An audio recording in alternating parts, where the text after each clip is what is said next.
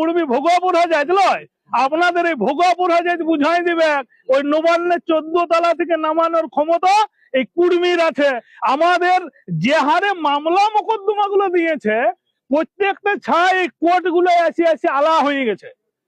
কি অন্যায় ছিল? অভিষেক ব্যানার্জির কাছে আমাদের ছাড়া জানতে চাইছিল দাদা আপনার দলের কি মতামত আছে। সে বলল কি কুড়মিরা ভোট দেয় নাই, কুড়মি ভোটের দরকার নাই। তো বলি দিদি যদি কুড়মিরা ভোট দেয় নাই, কুড়মি ভোটের দরকার নাই, তাহলে আজকে জঙ্গলমহলে আসি করে কেন কুড়মি কুড়মি আতঙ্কে ভুগছেন কেন?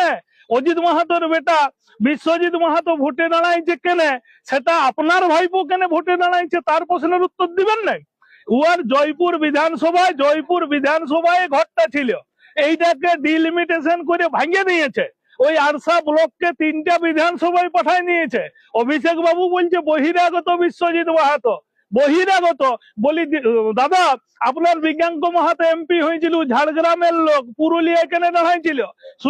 সুজয় ব্যানার্জি মানবাজারের লোক, দাঁড়াইছে কোথায়? পুরুলিয়ায়। ওর পৈতে আছে বলে ও সুযোগ পাবে। আর কুড়মি ভোগাপুরা যাইত লয়, আপনাদের এই ভোগাপুরা যাইতে বুঝাই দিবে ওই নবান্নের 14 তলা থেকে নামানোর ক্ষমতা এই কুড়মির আছে। সেটাই প্রমাণ করে দেবো আগামী 23 তারিখ। আর আপনারাও ধৈর্য ধরে থাকুন, আগামী 4 তারিখ দেখতে পাবেন এই মুকুটমণিপুরে বিসর্জন হয়ে যাচ্ছে তৃণমূলের। আর বেশি দিন অপেক্ষা আপনাদেরকে করতে হবে না। ধন্যবাদ।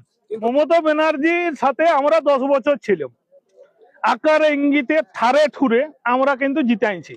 স্বপ্ন দেখাইছিল মমতা ব্যানার্জি, স্বপ্ন দেখাইছিল যে কুর্মীকে তার আত্মপরিচিতি ফিরাই দিবে, কেসটি করে দিবে।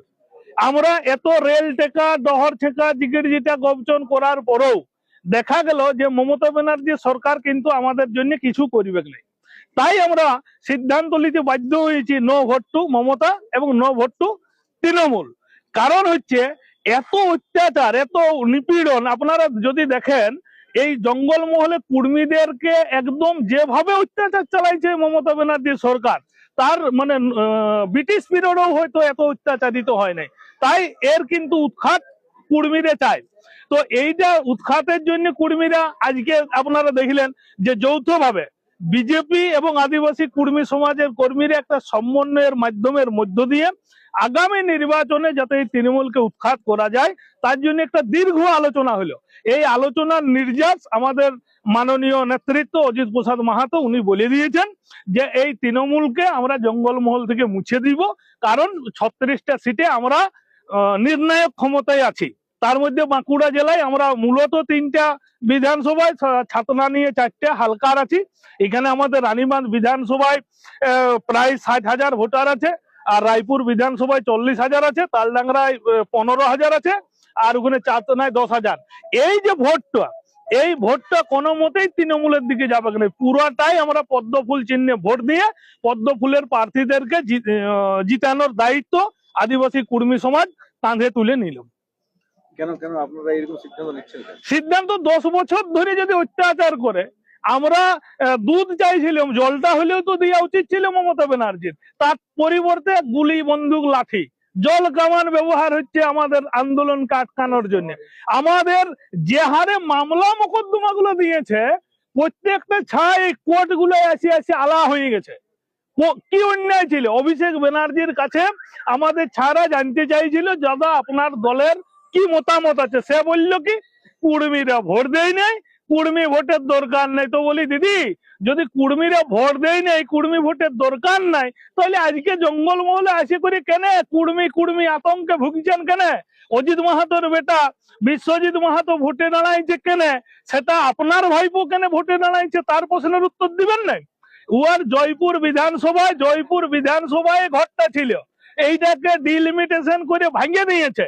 ওই আরসা ব্লককে 3টা বিধানসভায় পাঠায় নিয়েছে। অভিষেক বাবু বলছে বহিরাগত বিশ্বজিৎ মাহাতো, বহিরাগত।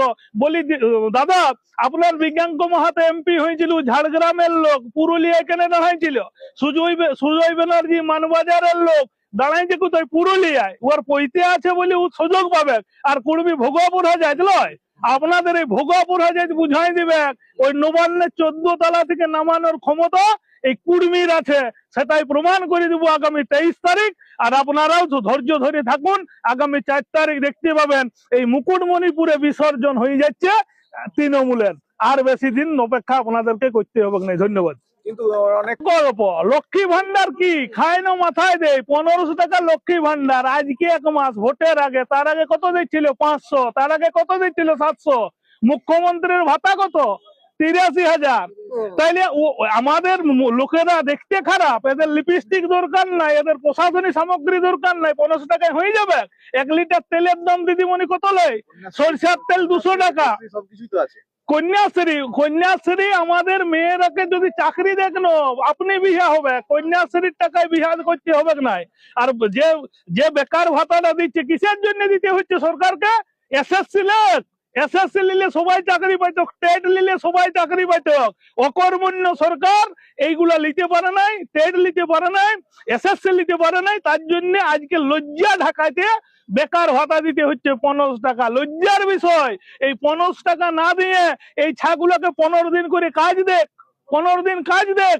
15 দিন কাজ করলে এরা 5,000 টাকা করে পাবে। যদি কারো রাজমিস্ত্রির সঙ্গেও যায় না 5,000 টাকা করে পাবে। তাইলে এই যে নির্লজ্জতা একটা সীমা থাকা দরকার। এই নির্লজ্জ সরকারের সেগুলো সব অতিক্রম করে গেছে। শুধুমাত্র ভাইপোর এসেট কি করে বৃদ্ধি পাবে, ব্যবসা কি করে রমরমায় চলবে, এইখানে প্রশাসনকে ব্যবহার করে লুট কি করে চলবে, বালির উপরে, ইটের উপরে, কাঠের উপরে সবকিছু 1,20,000 টাকা আবাসে দিয়ে বালির মাধ্যমে টাকাটা লুটে নিয়ে চলে যাচ্ছে। ঘুর পথে টাকা লুটছে, লুটার ব্যবস্থা। আপনি জানেন একটা সাইকেল মমতা ব্যানার্জি সবুজ সাথী প্রকল্পে সাইকেল দিচ্ছে, এই সাইকেলটা 5 সারানো যাবে নাই। কে এই দুর্নীতিটা করলো? কোন সাইকেলে টিউ নাই, কোন বলটি নাই, কোনটাই আরো সিট নাই। তো এইভাবে যে দুর্নীতি করছে এটা ঘুর পথে প্রকল্প লয় দাদা। এই প্রকল্পের মাধ্যমে টাকাটা লুটার ব্যবস্থা করেছে মমতা ব্যানার্জি। নচেত এই 500 টাকা খরচ করতে হইতো নাই। ব্লক অফিস থেকে সাইকেল দিচ্ছে, পিক আপ ভ্যানে করে ভাড়া করে আনতে হচ্ছে, সাইকেলটা চালাই আনবেন নাই। তাইলে এই টাকাটা লুটলো কে? ওই যে আমাদের ভাইপো নামক পরিচিত ওই ভাইপোর নিকট আত্মীয় সেইটা টেন্ডার পাইছে, টেন্ডার, সেই টেন্ডারের টাকাটা ঘুর পথে লুটছে সাইকেলের মাধ্যমে। এগুলা আপনারা প্রকল্প ভাববেন নাই, এগুলো প্রকল্প ভাববেন নাই। এই মানুষকে টুপি পুরায় শাসন ক্ষমতায় আটকে থাকার একটা সুদৃঢ় প্রচেষ্টা মাত্র। কখনো লক্ষ্মীর ভান্ডার নামে, কখনো যুব বেকার ভাতা নামে, কখনো কন্যাশ্রী, রূপশ্রীর নামে। এগুলো গালগল্প। একটা মেয়ে পড়ার পরে চাকরি পাবে তার নিশ্চয়তা মমতা ব্যানার্জির নাই। আপনি পশ্চিমবঙ্গের সমস্ত মেয়েরা নার্সিং পড়তে বেঙ্গালোরে যাইতে হচ্ছে কেন? পশ্চিমবঙ্গ সরকার এত বড় একটা সরকার, এখানে কেন পরিকাঠামো নাই নার্সিং পড়ানোর জন্য? সব মেয়েদেরকে কেন তৈরি করে নেই মমতা ব্যানার্জি? আজ বিএড কলেজ গুলো ঢুকছে, কেউ ভর্তি হচ্ছে না, জানে তো এসএসসি নাই। লাখ লাখ টাকা খরচ করে বিএড করবে কেন মানুষ? কেউ করছে নাই। আপনি ডিগ্রি কলেজ গুলোকে যান, কলেজে কোনো স্টুডেন্ট পাবেন না। আপনার 100টা সিটের 50টা ফাঁকা পড়ে থাকছে। কি করতে পড়বে এই ছেলেরা? এই যে কোন রকমে দিচ্ছে, দিয়ে বেঙ্গালোর কাজ করতে চলে যাচ্ছে, গুজরাট কাজ করতে চলে যাচ্ছে। এই যে শিল্পকে তাড়াচ্ছে এই সরকার। তৃণমূল ক্ষমতায় আসার আগে কি বলেছিল? বাঁকুড়া, পুরুলিয়ায় গাদা গাদা জমি আছে, এই জমি শিল্প হবে। 3 ফসলি সিঙ্গুর কেনে শিল্পের জন্য ব্যবহার করতে হচ্ছে। তো মমতা ব্যানার্জি বাঁকুড়া, পুরুলিয়া, রুখামাটি কোটা শিল্প এনেছে? আপনারা কোনোদিন প্রশ্ন করেছেন মমতা ব্যানার্জিকে? বড় বড় শিল্প মেলা করা হচ্ছে, মেলা খেলা ঠেলা করে এই রাজ্যের টাকাগুলোকে ধ্বংস করা হচ্ছে। কিন্তু এই এলাকার, এই রাজ্যের উন্নয়নের কোনো প্রচেষ্টা এই সরকার করে নাই। তাই সমূলে একে হটাইতে হবে, মূল সহ উঠাইতে হবে। আর আমরা কুর্মীরা রেডি আছি পিছনে ট্যাঙ্কি নিয়ে। আমরা কৃষক সম্প্রদায় বাবু, আমরা চাষ মানে যেমন আগাছা দমন করতে পারি, তেমনি এই ঘাসকে আমরা স্প্রের মাধ্যমে সমূলে মানে উৎখাত করার আমরা আজ শপথটাই নিলাম। আপনাদের দীর্ঘদিন পেয়েছেন। একদম বিজেপি তো আমাদেরকে বলে দিয়েছে যে আমরা ডবল ইঞ্জিন সরকার আসবে। আপনাদের যে কমেন্ট জাস্টিফিকেশন যেটা দীর্ঘদিন ধরে মমতা ব্যানার্জি কপি পেস্ট মারছে সেটা আর হবে না। আমরা দুইটা সরকারের মিলে আলাপ আলোচনার মাধ্যমের মধ্য দিয়ে আপনাদের যে ন্যায্য দাবি সেই দাবিটা মেটাবো। ন্যায্য দাবি এই কারণে মমতা ব্যানার্জি নিজেও বলছে কুর্মীদের ন্যায্য দাবি অ্যাকসেপ্ট করছে না কেন্দ্রীয় সরকার। অভিষেক ব্যানার্জি বলছে ন্যায্য দাবি অ্যাকসেপ্ট করছে না কেন্দ্রীয় সরকার। তাইলে ওদের সাড়ে সাড়ে যুদ্ধ হবে, আর কুর্মী উলো খাগড়া এদের প্রাণ যাবে। এই গুড়ে বালি আমরা একদম ফচ্য করে দেবো জঙ্গলমহল থেকে। নিজেদের স্বার্থে কি বিজেপিকে? স্বার্থ তো সব লোকেরই। আপনি ভোট দিবেন, আপনার তো স্বার্থ আছেই এলাকার উন্নয়নের জন্য। আমি ভোট দিব আমার স্বার্থ তো আছেই, কুর্মীকে এসটি করিবে বলেই আমার সেই স্বার্থে ভোট দিব। এখানে স্বার্থ না থাকার কিছু নাই। যারাই গণতান্ত্রিক পদ্ধতিতে ভোট দিয়ে অংশগ্রহণ করে, আমরা তো নকশাল সংগঠন লই যে ভোট বয়কট করে দিলাম, নকশাল সংগঠন লই যে মানুষকে কাটলিম। আমরা এমন সংগঠনের লোক, আমরা ন্যায্য দাবি করি। রেল আটকাইছি 5-10 দিন, একটা পাথরও এদিক ওদিক হয় নাই, একটা ডালও ভাঙে নাই। এত ডহর ছেঁকা করেছি, রেল টেকা করেছি, দিল্লি যাই আন্দোলন করেছি, কোনো কিছু সরকারের ক্ষতি আমরা করি নাই। আমাদের মানুষ শান্তিপ্রিয় মানুষ, কুর্মী জনজাতি এলাকার সমস্ত মানুষকে নিয়ে বসবাস করতে চায়। সেখানে সাঁওতালদের সাথেও সুসম্পর্ক, আত্মীয়তার বন্ধন আছে। সব জাতি, বামুনদের সাথেও আছে। আমরা জমি নিয়ে বামুনকেও আনিয়েছিলাম এককালীন। স্কুল কলেজ যতগুলা হয়েছে সবগুলাই কুর্মীর জায়গা। আজ খাতলার হসপিটাল কুর্মীর জায়গা, এসডি অফিস কুর্মীর জায়গা। কোনটা কুর্মীরা দেয়নি সমাজ গঠনের জন্য? প্রথম সবকিছু কুর্মীরা দিয়েছে, কিন্তু কুর্মীদের বেলায় বুড়ো আঙ্গুল। তাই আমরা এই সরকারকে উৎখাত করবই। মাহাতো মানে কুর্মী হবে এরকম লয়। আমার তো উচ্চ কিছু স্তরে পৌঁছে আছে, সেই উঁচু লোকগুলো আর চটি চাটা কিছু কুর্মী আছে, চটির বিরাট স্বাদ, ওরা চাটতেই থাকুক। কুর্মীর ব্যক্তিগত দাবি দাবা নিয়ে ওদের কোনো মাথা ব্যথা নাই। একটা জাত নিচে পড়ে যাচ্ছে দিন দিন। সেই আগে কাড়ার হাল থাকতো, এখন ছাগল পাঁঠা দিয়ে চাষ করতে হচ্ছে। এইগুলোর থেকে পরিত্রাণ চাইছে। আর ওই চটি চাটারা যারা চাইছে চাটুক, স্বাদ উপভোগ করুক। আমাদের সঙ্গে ওই কুর্মী সম্পর্ক।